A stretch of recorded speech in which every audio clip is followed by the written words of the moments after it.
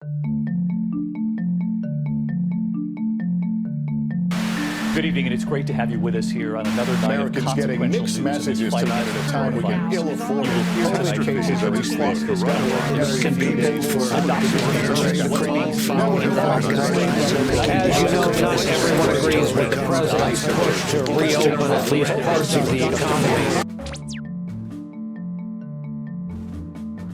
It's not often that the world uniformly shifts its focus towards one particular issue. The story of COVID-19 or coronavirus and its rampant spread across the world is one that can resonate with anyone. Putting the death toll aside, it's already clear that the long-term economic, social, and political impact of the outbreak will be remembered for years to come. That fact isn't lost on people across the globe, as coronavirus consistently dominates headlines. But while the world is still reeling from a seemingly endless barrage of breaking news, it's easy for other stories to become lost in the shuffle. Just last month, a bill with bipartisan support was introduced to the Senate, which may limit the use of end-to-end encryption. Advocates for online privacy have begun to sound the alarms for what could be a massive expansion of the government's surveillance capabilities. But to understand why privacy advocates are up in arms about it, we have to go back nearly a quarter of a century. To make sure they could get started, grow, and flourish.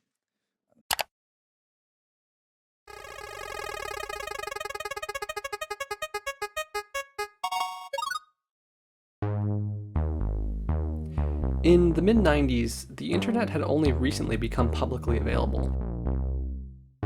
At that time, it was still kind of the Wild West in terms of what types of content you could find.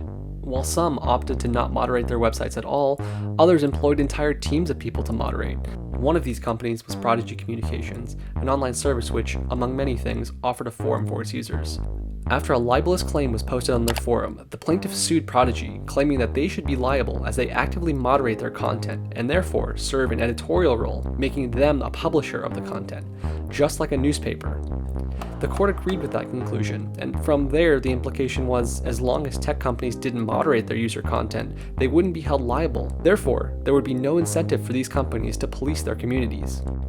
It presented a problem known as the moderator's dilemma. On the one hand, in order to not be liable, companies could take a hands-off approach and not conduct any moderation of the content on their site.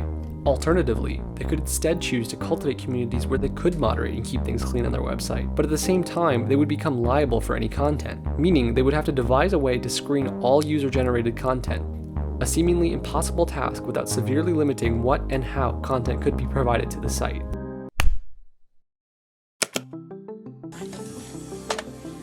Oh, pretty. Oh, and no messy DOS buildup. What is this, a paper towel commercial? There are 4 things you ought to know about Windows 95. It's easier, it's faster, it's more powerful, and it's got great compatibility. Now, point the mouse at the start button, bottom left, and click. Oh, look, Maddie, I'm computing. Okay, now what's that button?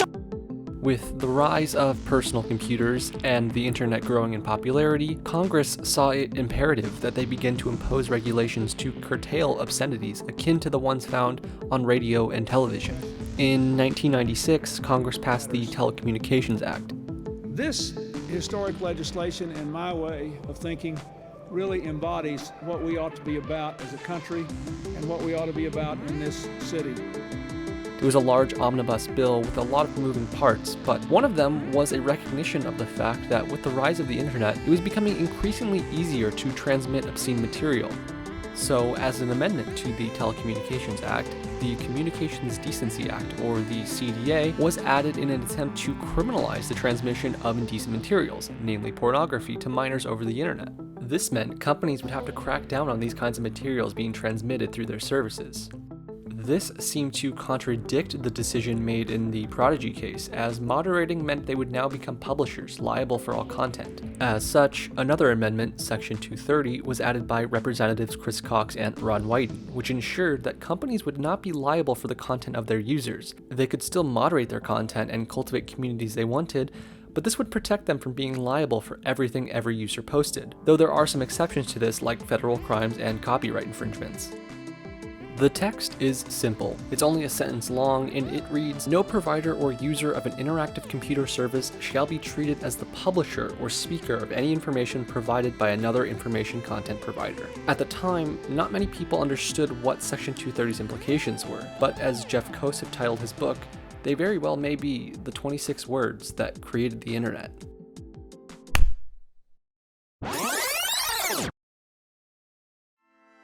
The bill eventually passed and was signed into law, but the CDA was met with legal challenges as it was too vague and it didn't allow for parental discretion in those obscene materials. And it was eventually partially struck down by the Supreme Court.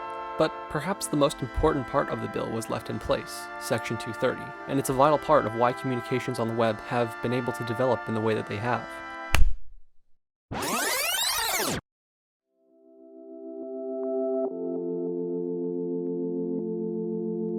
Let's talk about encryption. It's the technology that allows you to send, receive, and even store things such as passwords, emails, or other messages without the fear that your information can be viewed by anyone who it wasn't intended for. The technology behind how it uses ciphers to protect your information can get complex, and not all encryption methods are perfect. But suffice it to say, this is how you can ensure criminals or other bad actors can't access your personal information. In recent years, encryption methods by tech companies have come under fire as law enforcement agencies claim they need the ability to access encrypted information in the name of public safety. The largest example of this in recent memory was the case of the San Bernardino terrorist attacks in 2015. But Farouk left behind his work iPhone, which the FBI hasn't been able to access. If they enter the wrong password 10 times, all the data could be erased. If the government laid a subpoena on us to get your iMessages, we can't provide it. It's encrypted and we don't have the key. Tuesday, a federal court did order Apple to help get that key and create software to bypass the phone's security. But Apple says that would be like creating a skeleton key able to unlock any iPhone and putting customers at risk. The hell you can't access a phone? I just find baffling. Any system that would allow a terrorist to communicate with somebody in our country and we can't find out what they're saying is stupid. To think that Apple won't allow us to get into her cell phone, who do they think they are? No, we have to open it up. This case is not about one phone. This case is about the future. What is at stake here is, can the government compel Apple to write software that we believe would make hundreds of millions of customers vulnerable around the world, including the U.S.? The perpetrator's phone was among the evidence recovered, and law enforcement initially pressured Apple to create software allowing them into the phone. But Apple protested, as the implications of their request were far greater than what most people could imagine. More recently, calls from the government to be given backdoor access to encrypted technology have increased. And according to cybersecurity experts, the bill introduced in March of 2020, aka the Earn It Act, is just their most recent attempt.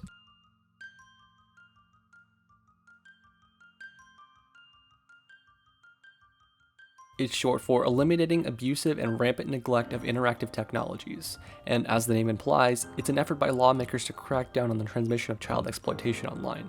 But people concerned about cybersecurity are more skeptical. It's dubbed the Earn It Act, as it essentially strips all protections away from the tech companies automatically given to them by Section 230 and forces them to earn it back. Tech companies would have to meet the standards only described as fulfilling the best practices outlined by a commission of 19 unelected individuals, lest they lose their Section 230 protections. Here's how one of the bill's sponsors, Senator Lindsey Graham, describes it.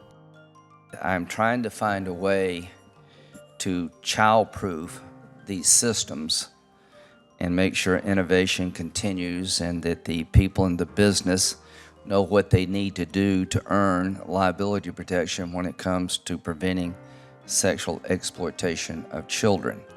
Section 230 was passed years ago, which basically gives blanket immunity to the tech companies' social media sites that are subject to this hearing to make sure they could get started, grow, and flourish. That has been accomplished. Now it is time for us as a nation to figure out about how to rein in some of the problems associated with these industries. Despite sounding like a noble cause, with ambitions that vague, it's not hard to see why this bill makes privacy advocates uncomfortable. Sponsors of the bill, like Lindsey Graham, and the person heading the commission, Attorney General William Barr, have gone on record expressing their distaste for end-to-end encryption. In response to Facebook's push for more end-to-end encryption for its messaging services, Lindsey Graham said, "Facebook is talking about end-to-end encryption, which means they go blind. We're not going to go blind and let this abuse go forward in the name of any other freedom." As for Bill Barr, he has long been a proponent for giving law enforcement agencies a backdoor to all encrypted messages in the name of public safety. The deployment of warrant-proof encryption is already imposing huge costs on society. It seriously degrades the ability of law enforcement to detect and prevent crime before it occurs, and after crimes are committed, it is thwarting law enforcement's ability to identify those responsible or to successfully prosecute the guilty parties. We are confident that there are technical solutions that will allow lawful access to encrypted data and communications by law enforcement without materially weakening the security provided by encryption. While in that clip he wasn't directly addressing the Internet Act, as head of this commission, it's not difficult to see how he might use his position to realize his vision of a world in which no online conversation can be truly private. That last bit is perhaps the most troubling, as cybersecurity experts, at least from a recent poll released from the Washington Post, overwhelmingly agree that it will be ineffective in reducing the threat of online child exploitation and detrimental to citizens who rely on encryption to protect themselves from criminals. And while sponsors of the bill are quick to point out that it says nothing about encryption explicitly, many cybersecurity experts are pointing to the fact that fulfilling the best practices outlined by the Commission will almost certainly be impossible without severely limiting the use of end-to-end encryption. A co-sponsor of the bill, Senator Josh Hawley of Missouri, was even dismissive of the implications of the Internet Act in regards to limiting encryption methods used by tech companies. Let me ask you about encryption. Senator Blumenthal touched on this. I've also heard it said, widely repeated in some of these tech groups, usually funded, I might add, by our usual friends, Facebook, Google. They say things like, if the AG wants to ban encryption, there's no way to stop it. Do you agree with that? Do you think that's what this bill does, is bans encryption?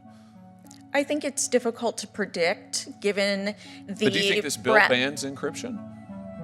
I do not believe the bill bans encryption. What I believe the bill does is it creates a government-led commission that is tasked with addressing a broad range of matters, and that encryption and its impact could very well come up within the scope of the matters that the commission is charged with addressing.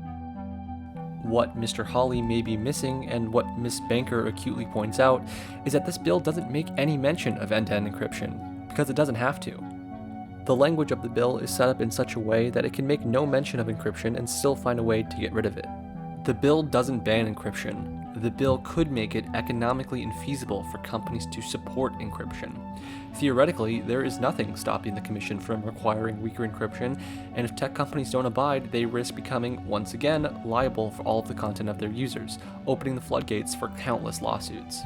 Other criticisms of the bill point to the idea that it won't even be effective in achieving its proclaimed goal. All it may do is push bad actors away from the platforms where they can be more easily caught into the deeper reaches of the web, or they will simply start encrypting their messages before sending them through these platforms. So while the problem Lindsey Graham and others are proposing may be very real and present, the solution may have far wider implications than most might realize. It has the potential to leave us in a situation with weakened encryption across the board, providing us with less safety, less privacy, and more intrusion from all sides. In the end, we have to decide if that's something we really want. Get started, grow, and flourish. That has been accomplished. Now it is time for us as a nation to figure out about how to rein in some of the problems associated with these industries. Now, I do think once we get rid of the virus, I think we're going to have a boom economy. I think it's going to go up rather quickly, maybe very quickly, and maybe slowly, but it's going to go up.